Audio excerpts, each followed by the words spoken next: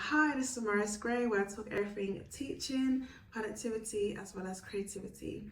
Today we're going to get into all the things I wish I knew about teaching before I started. So I'll be giving tips and advice as well. And I hope you feel less alone in this process because it can be quite, what's the word? It can be quite daunting in a way because there's just so much going on. So let's get into it. This reminds me of my PGC experience. Smile more and like show emotion, because when I was teaching like the first placement, the first 2 weeks, I was so nervous. I was so fixated on making sure the learning was good and the children are engaged that I was very stone-faced. My mentor saying like, it's fine, like be happy. The more happy you are, the more you smile, the easier it is.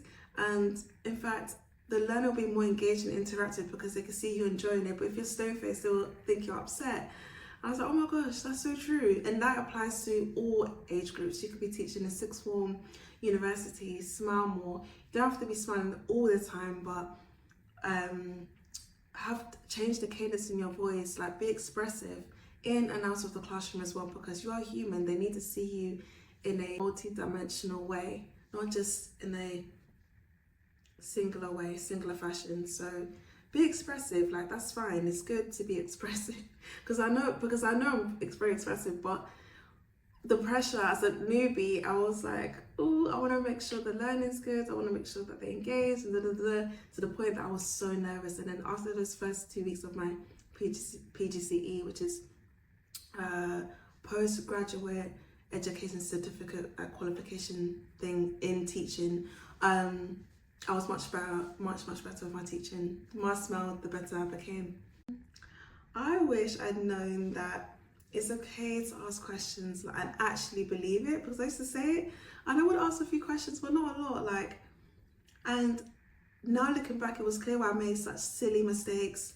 Like nothing awful, nothing to the point where the children weren't learning, students weren't learning at all. It was just things that I could have made my teaching easier. Like for example, maybe get them to think pair share, discuss their ideas, maybe allow them to actually, you maybe use whiteboards so they don't always have to write in their books. That's something I learned as well, like especially if you're working in primary school, they don't always need to write in their books. You can literally have a QR code lesson, a practical lesson, and not only this is still engaged and interactive, but this helps lower ability children or children that struggle to write their learning or write down what they've learned.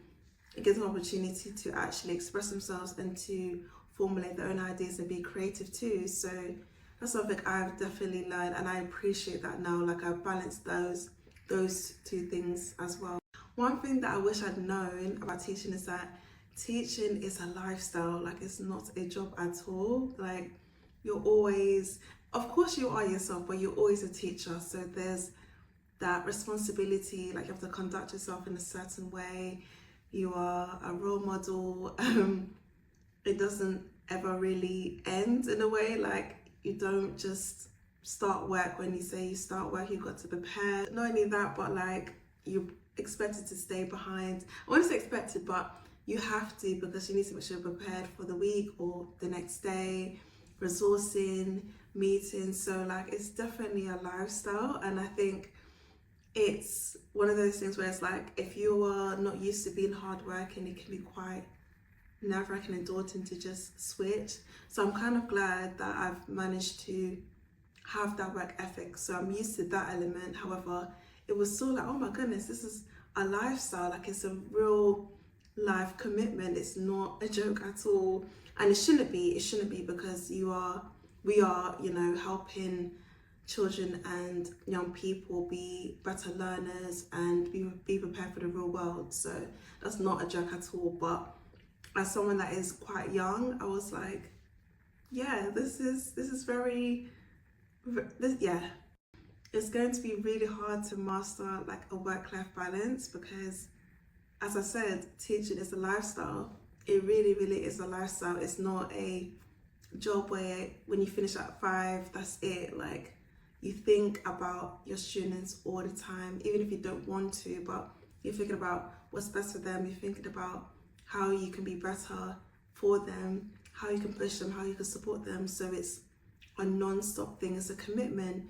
And as someone that is now in a second year ECT, early career teacher, it's still tricky, still very, very tricky, but it's become easier. Like if I was to compare my first year to now, I'm surprised how much I'm able to do now. And it just goes to show you that practice does make perfect, but you need to have intention as well. You need to know what works, and you do need to work with yourself then against yourself. So yeah, I wish I'd known how different it is to be in like a 9-to-5 profession, being a professional career such as teaching, because relationships are so important. So being with such experienced teachers was quite nerve-wracking, and they come from different backgrounds, different schools, so it was very like, oh my goodness, this is a lot. Like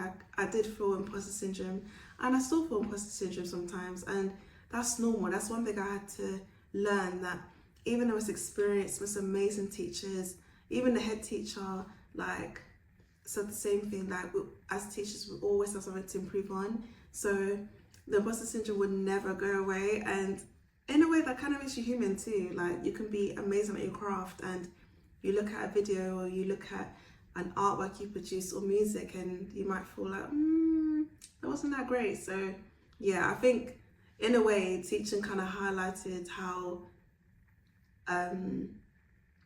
hard we can be on ourselves. Like we are human, and we might not feel like we're doing the best, but we are, because if the children are learning and the students are learning and they feel protected and safe, then that's great. That's what we're here for. A teacher that is also a creative.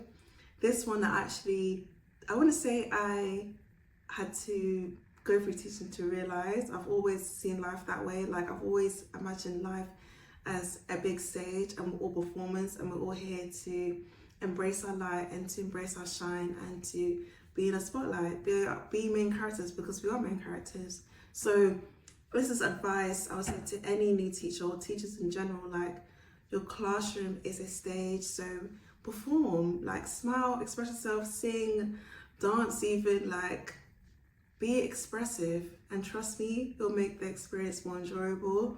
And they'll remember it too, like you're happy, so the more happier you are, the more they believe in you and trust that you enjoy what you do. Teachers that love teaching help children love to learn. So keep that in mind. Most people can relate to it, but learning how to not take things personally. And this also even applies to teaching.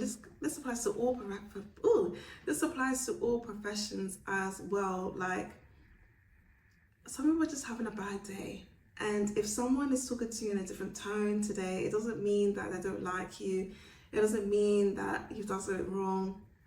It doesn't mean anything. Like, unless they've said to you there's a problem, there's no problem.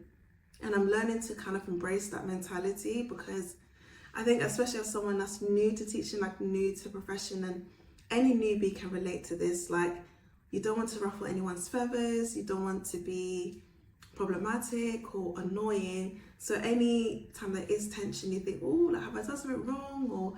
But it's never that. People are human, and even myself included, I've even caught myself like, oh my gosh, I sounded quite grumpy, and I've even had to apologize to my staff members, my colleagues, like, oh, I do apologize for that, like I'm just having a bad day. So the same thing applies, like trying to take things too personally. Even if you're being observed, understand that you're being observed, so the children can learn better and you can provide the best education for them or students, and that's it.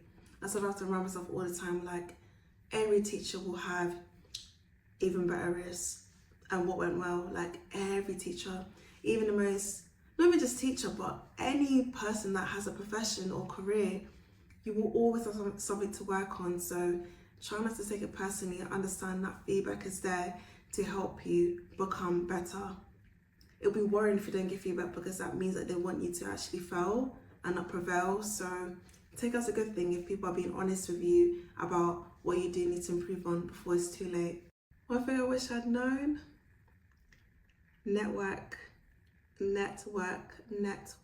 like that's something I'm trying to do now, actually. Network more, meet new teachers, like meet people, honestly, because I don't have any, it's the most important to this network, okay? Meet people that are in the same profession as you as well, because it makes it more fun and it humanizes your experience too. So definitely network.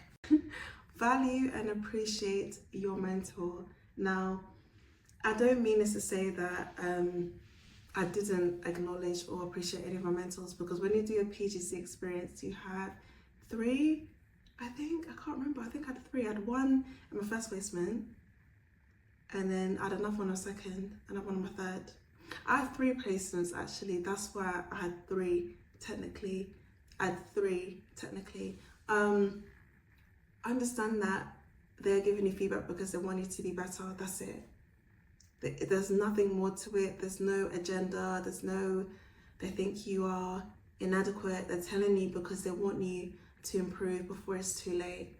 So I value and appreciate them and understand that they've been in your shoes before, that they are human and they're not like picking out your flaws to pick on you or judge you harder. It's because they know that teaching is not easy.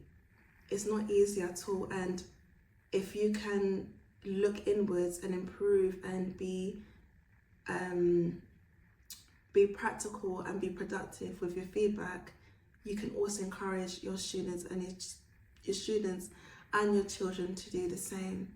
So again, in a way, it's not in a way, but it's positive, but also like myself, when I reflect back on the feedback I've gotten, good and bad feedback, it's made me a better teacher because I'm able to deliver it effectively to my students and my children, but also I am more human in a way. Like I'm able to see that we all have flaws and it's our job to work on them.